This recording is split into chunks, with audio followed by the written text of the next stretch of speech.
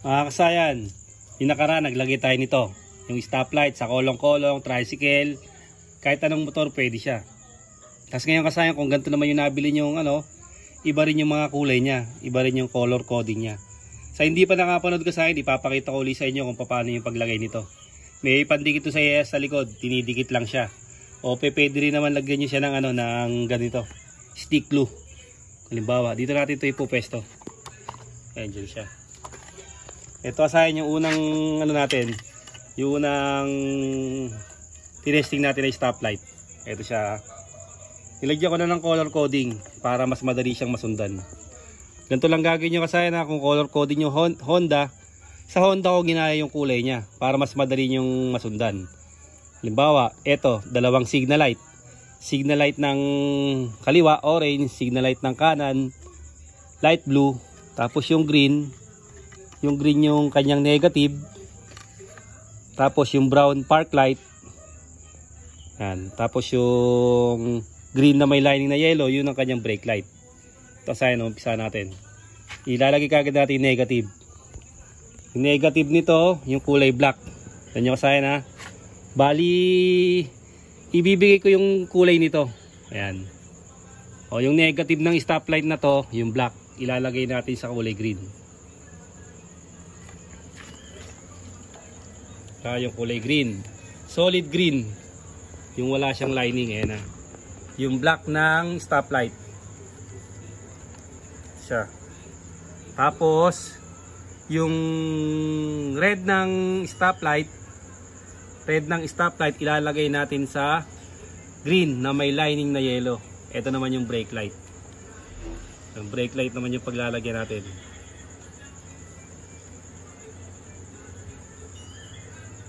Kasi iba't iba yung niya, iba't iba yung kulay. Hindi siya pare-parehas.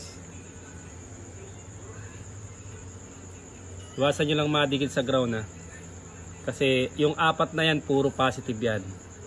Bali ang gagawin natin, lagyan lang natin ng tape yung yung negative. Yung apat na yan, kahit magkadikit-dikit, wala ang magiging problema. Hindi kayo mapuputukan ng dyan. Mapuputukan ng fuse. Ito lang ilalagay natin, pang lang siya. Pang temporary lang. Siya kasayan na dalawa na ilalagay natin. Yung kulay red at saka yung kulay black. Isang negative tsaka isang brake light. Punta naman tayo sa kulay white and solid white. Ilalagay naman natin yung kulay white sa brown, park light. Sa park light ng ating motor, yung kulay brown. Ito siya yung park light. Tapos, punta naman tayo sa may kulay dilaw ng ating stoplight. Yung kulay dilaw, yan yung signal light sa kaliwa. Ilalagay natin sa orange. Ito siya. Hindi natin ito pipix na kasi lang to. Pang review natin sa tutorial sa mga hindi pa nakakapanood na gusto maglagay ng stoplight, bagay na bagay sa kolong-kolong, tricycle. Tapos yung isang natitira kasayan, ito na. Yung kulay green, ayan siya oh. Yung solid green, ilalagay naman natin sa signal light sa kanan na light blue. Color coding ng Honda tsaka yung mga China motor.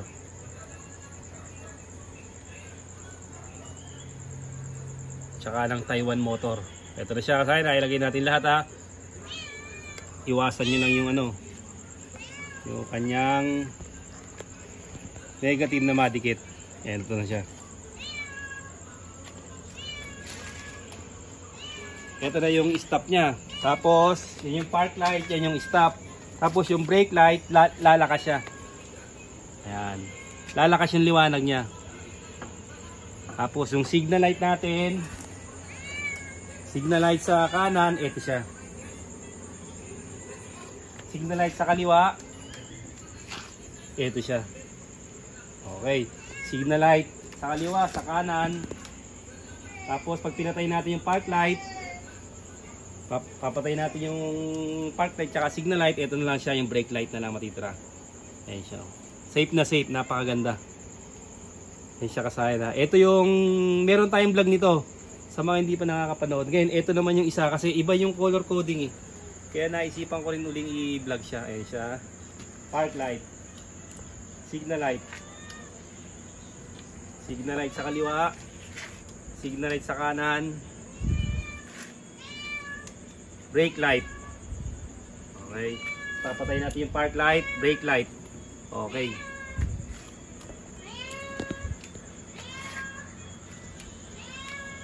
Ito na siya kasayan. Tignan nyo na. Yung gantong makukuha para sa ganto na makukuha nyo na na kulay. Konting review lang. Yung kulay white, ito muna tayo sa orange. Sa yung yellow inilagay natin sa kulay orange. Yellow ng stoplight, orange. Signal light sa kaliwa. Tapos itong kulay white, park light, yung kulay brown. Ito naman siya. Tapos itong kulay green, yung naman siya, signal light sa kanan. Yung kulay green. Tapos itong kulay black, yun naman yung kanyang negative. Tapos yung kulay red, yun naman yung brake light. Yung brake light naman siya. Ito kasayan, ito yung ilalagay natin, yung ipe-permanente natin na yung isang tutorial natin. Ito sa mga hindi pa nakapanood.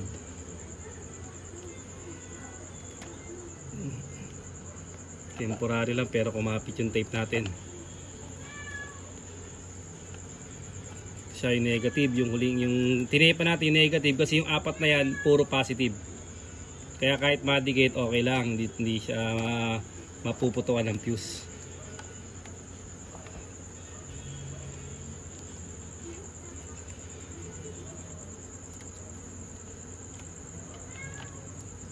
Siya. Okay, kasayan na, dito tayo sa pangalawa. Kung ganito naman halimbawa ang inyong mabibili. Ito siya. Lalagyan lang natin siya ng ito gagamitin natin diyan. Hindi pa natin makita ang ating ating lighter. Dapat temporary, didikit muna natin siya. Ito naman, iba naman yung pagiging stoplight niya. Nandiyan natin ipo-peste, lalagyan natin ng stick glue. Ito siya kasayan ito naman yung color coding niya. Yung kulay red niya, ito yung kulay red Yung kulay red ng stoplight, ilalagay natin sa park light. Sa park light ng ating motor, kulay brown. Ito siya, yung kulay red Kulay red ng stoplight sa park light. Ito, ipipix na natin to kasayang kasi ito na talaga yung niya. Yung pinaka wiring niya. Tapos susunod naman natin kasayan tong dito, tutok mo dito. Yung kulay blue naman ng stoplight. Kulay blue ng stoplight, ilalagay natin sa kulay orange o signal light ng kaliwa. Kulay blue ng stoplight, ilalagay natin sa kulay orange. Signal light ng kaliwa. Siya. Kasayan na, signal light ng kaliwa. Kulay blue. Mamarkingan nyo na agad kasayan para mas madali nyo siyang makuha. Para matandaan nyo siya agad pagka nahanap nyo na habang tinetesting nyo sa battery. Yun yung paghanap. Ngayon kung nakita nyo na yung kamukha na ng ganito, wala na kayo ibang gagawin kundi gayahin na lang yung kulay. Ito naman kasayan Ito naman yung kulay dilaw. Tignan nyo kasayan ang layo. Yung kulay dilaw nya, yun naman ang kanyang negative, solid green. Negative, ilalagay natin solid green. Yung kulay dilaw ng stoplight sa negative or body ground. Ayan siya kasayan, nagkaroon na siya ng ibig sabihin kasayan, ito yung natin yung nagkaroon na siya ng negative kaya lobas na yung ilaw niya. Tapos nailagay na natin yung park light.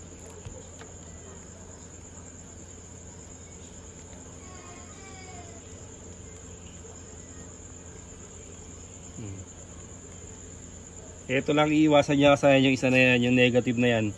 Kasi pwede tayong maputukan ng fuse dyan. O masira yung ilaw pagka dumikit siya sa positive. Kaya ito lang mo i-secure nyo.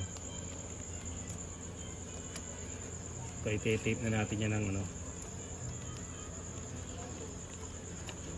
Tapos ito kasi ano, yung kulay white, yung kulay white naman niya, yun naman ang kanyang signal light sa kanan. Ilalagay natin sa light blue. Signal light ng kanan, yung kulay white ng stoplight.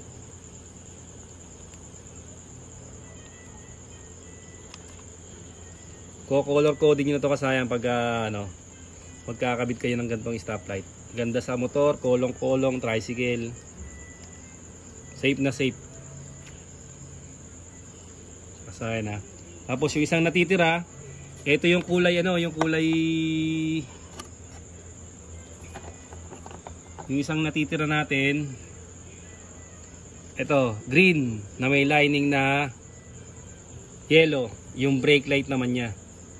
Ito naman yung brake light. Ilalagay natin sa green na may lining na yellow. Yung kulay black.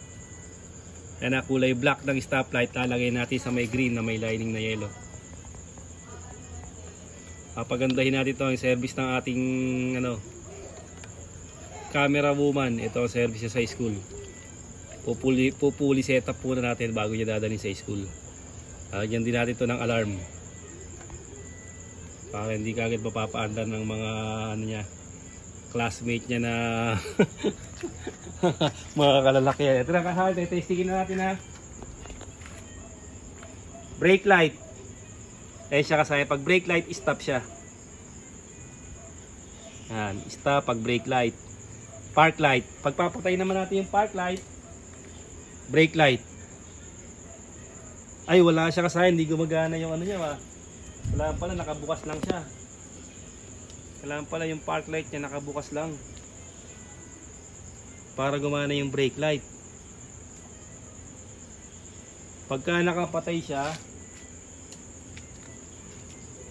wala siyang brake light. Hindi katulad nung isa kanina. Kailangan naka-open siya. Ayan, brake light. O, okay siya. Tapos signal light sa kaliwa. Yan kasi signal light sa kaliwa. Naglalaro pa rin yung niya. Signal light sa kanan. Mas maganda yung mukhang mas maganda yung isa. Mas clear ng nasa likuran natin. Mas safe na safe. Kaliwa. Kanan. Kung mag-hazard tayo, meron ba siya? Ay, maglalaro lang din siya kasayan. Mas clear yung isa kasayan ha. Mas maganda tong Ito, mas safe na safe sa likuran kasi mas nila to. Mas maintindihan kagad nila yung senyas. Pero kung merong ganito, okay lang. Kasi dito kasayan, tingnan nyo. Pansinin nyo siya oh. Patayin natin yung park light. Signal light tayo. Hindi siya gumagana, kailangan nakabuhay yung park light natin. Hindi katulad dito, kahit patay ang park light, pwede siya. Ayan siya oh. Kanan, tapos gumagalaw pa rin yung yung kabila niya. Hindi siya nag-i-steady. Kasi mas maganda tong isa na to ha. Ganoon lang kasi yung paglalagay ng park light. Ng park light sa ating motor, tricycle o sa kolong-kolong. Ayan siya kasi no. Brake light. Naka-hazard siya. Yan, brake light. Left. Yan, ilaw yung left niya kasayan pero maano pa rin ito, nagbi-blink pa rin yung kabila. Tapos right. Mas maganda to kasayan na mas safe to. Ganun lang kasayan yung paglalagay ng stoplight. Hanggang dito na lang mga kasayan. Salamat sa panonood.